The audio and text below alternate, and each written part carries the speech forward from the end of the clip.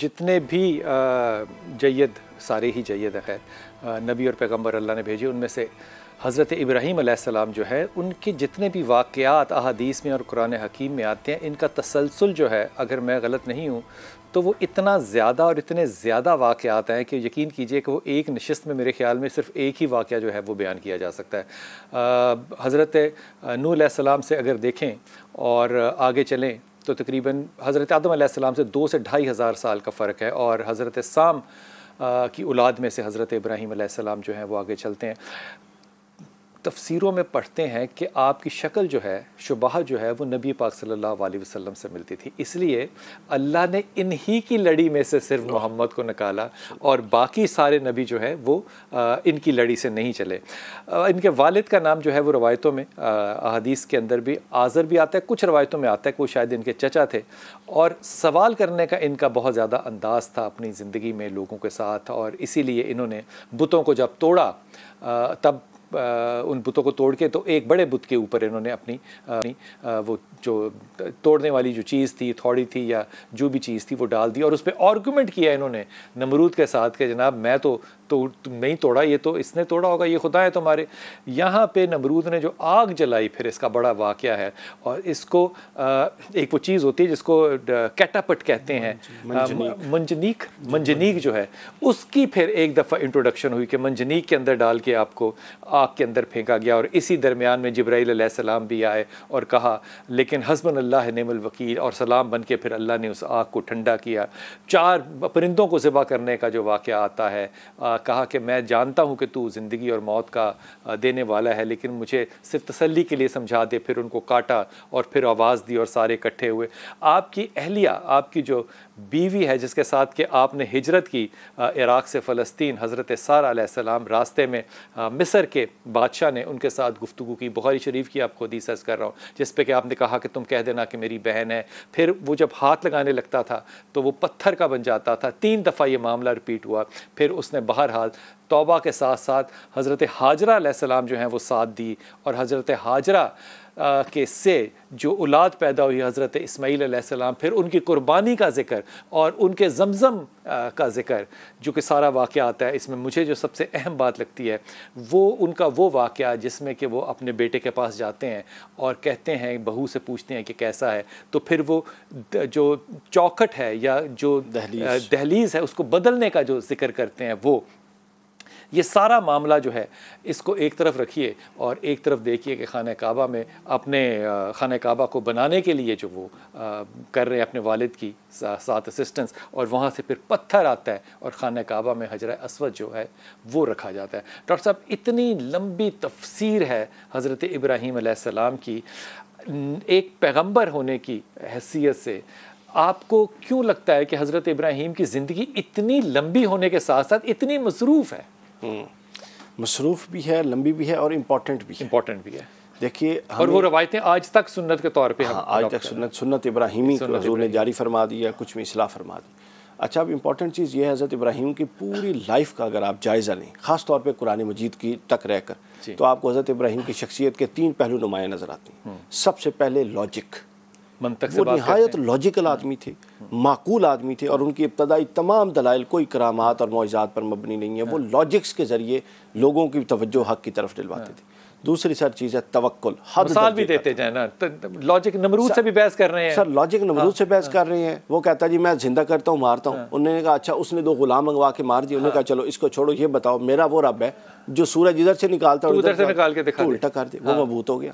پھر یہ لاجیکل جو آپ نے ارشاد فرما دیا، یہ ایک کلہاڑا ایک وے لگا دیتے ہیں، خدا یہ نہیں کر سکتا، اور اسے کہتے ہیں جی میں نے کیوں مارا، ان سے پوچھے۔ وہ خود کہتے ہیں کہ یہ تو نہ ہل سکتا ہے نہ بول سکتا ہے۔ اچھا، اس کے لیے نا نفسیات فلسفے میں لفظ ہوتا ہے ریورس لاجک، یہ لاجک کے بھی اگلی کنڈیشن دے رہے ہیں، تو خود ان کی زبان سے اقرار کروا کے جب کہتے ہیں کہ جب تم خود مان رہے ہو تو پھر یہ تمہارا حاجت روا کیسے ہو سکتا ہے۔ پہلی چیز تھی لاجک، اس کے بعد ہے توکل، اس میں نار نمرود دیکھ لیں، توکل کی حد ہے.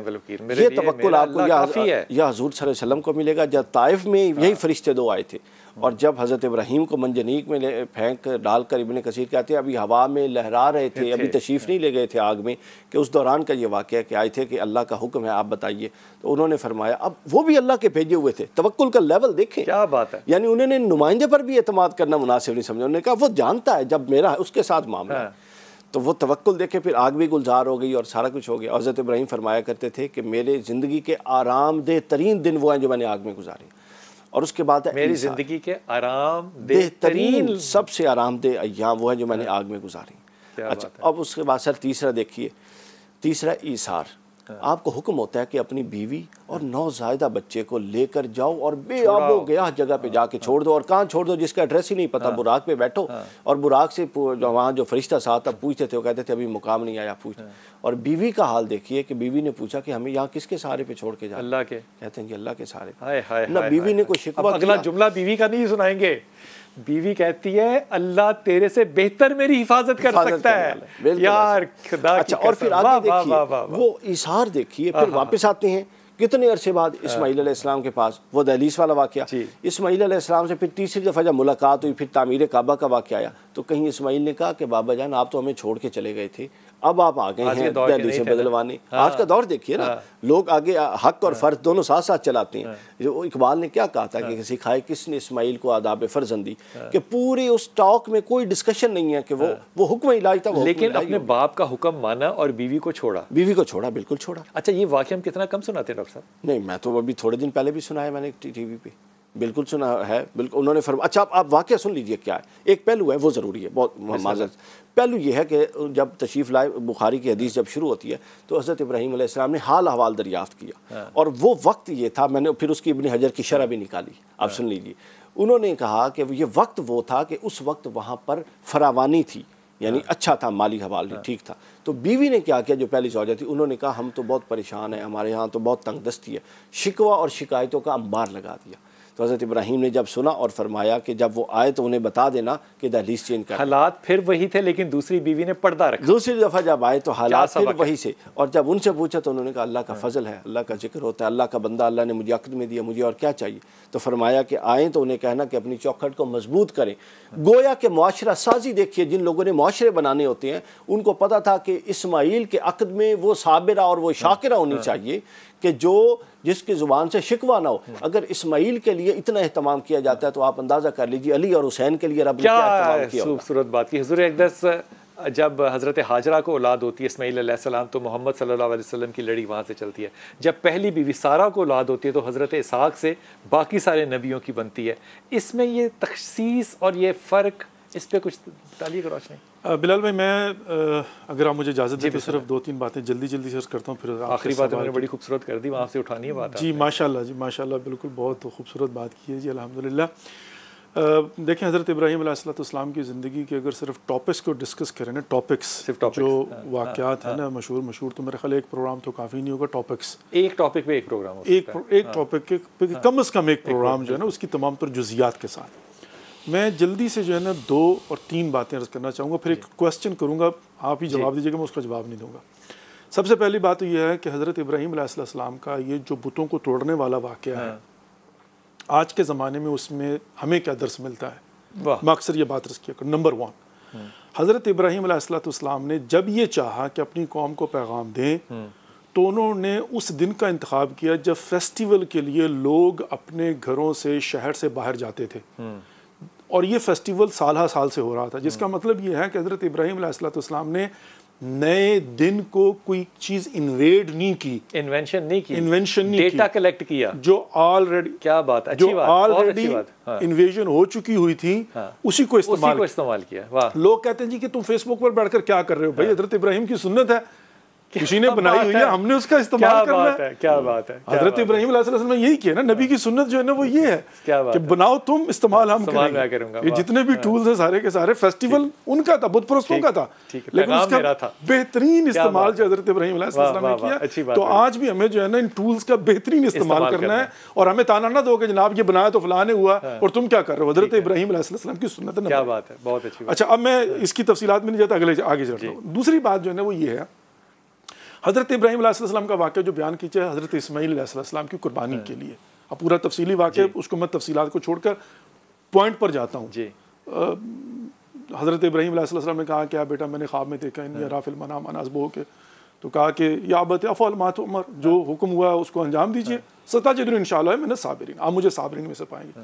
لے گئے، لے جا کر لٹا دیا، ساری لمبی تفصیلات کو چھوڑ کر جب گئے ہیں لٹا دیا تو حضرت اسماعیل نے کہا کہ بابا ہو سکتا ہے آپ کے ہاتھ کام میں، آپ اپنی آنکھوں پر پٹی باندھ لیجیے.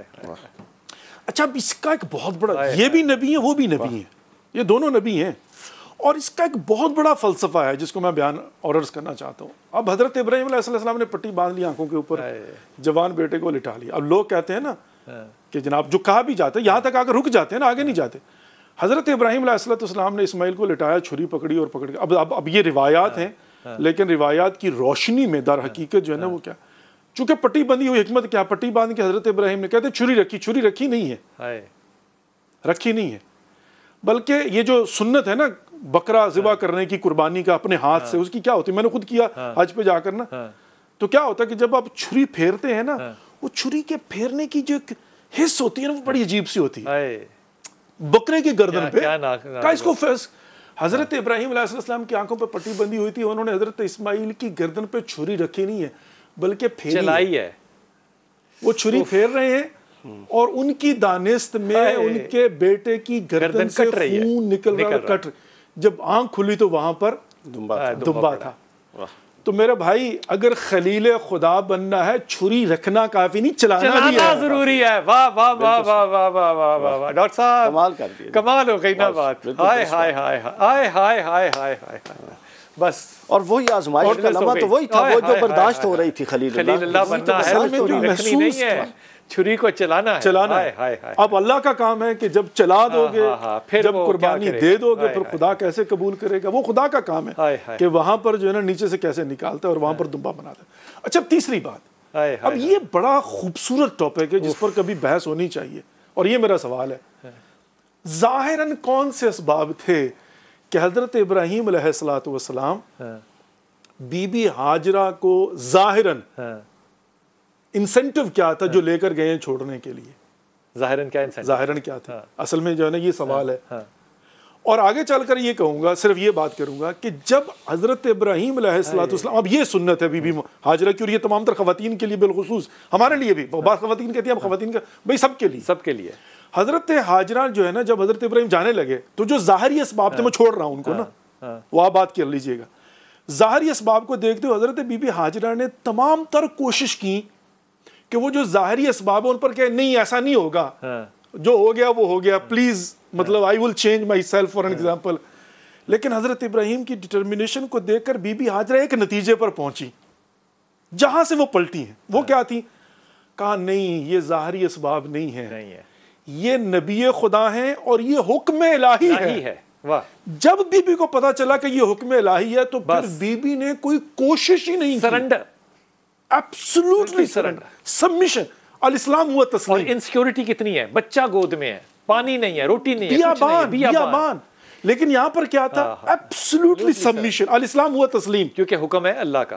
جب یہ پتا چل گیا نا کہ یہ حکم الہی ہے تو میرا بھائی سوال، پھر آرگومنٹ نہیں تھا کہ ہمارا کیا بندوبست ہوگا، بچہ کہاں جائے گا، گرمی سے کیا، کچھ نہیں. اصل میں نا اب میں ایک پیغام دینے لگا ہوں پوری دنیا کو، عالم اسلام کو، جوانوں کو، پڑھے لکھوں کو، جو پی ایچ ڈی کرنے کے بعد جو ہے نا ہر بات کے اوپر جا کر اعتراض کرتے ہیں. بھائی جتنی محنت کرنی ہے صرف ایک کام پر کرو، جتنی محنت کرنی، حکم الہی پر اعتراض نہ کرو، تحقیق اس پر کرو کہ کیا یہ حکم الہی ہے یا نہیں ہے. واہ، اگر ثابت ہو جائے تو پھر نو کوسچن، پھر سرنڈر. یہاں پر پتہ چل جائے یہ اللہ کی مرضی ہے، یہ خدا کی خواہش ہے، یہ خدا چاہتا ہے. یہ بیچ میں ہم کہتے ہیں فلاں نے کہہ دیا، فلاں نے، بھائی تم تحقیق کرو نا، قرآن پڑھو نا، تاریخ کو پڑھو نا، مطالعہ کرو نا، اور اپنی عقل کو استعمال کر کے اپنا اجتہاد کرو. اپنے اعتراض اور اجتہاد کرنے کے بعد صرف ایک اسکریچ دی کارڈ جسے کہتے ہیں نا، جب کارڈ اسکریچ کر لیا جائے تو پھر جہاں پر لکھا ہوگا 2 وہاں 2 ڈائل کرنا ہے، وہاں 4 نہیں ہو سکتا، 5 نہیں ہو سکتا. بڑی اچھی مثال دی. اپنی مرضی سے نہیں کر سکتے ورنہ وہ کوڈ جو ہے وہ لگے گا ہی نہیں، جو سیکوینس ہے. تو میرا کام کیا ہے کہ میں میک شور کروں کہ کیا بھی ہے، کیا یہ مرضی خدا ہے؟ تو جب خدا کی مرضی کا پتہ چل جائے پھر میرا فلاں میری مرضی نہیں، پھر اللہ کی مرضی چل. اللہ آپ دونوں کو سلامت رکھے.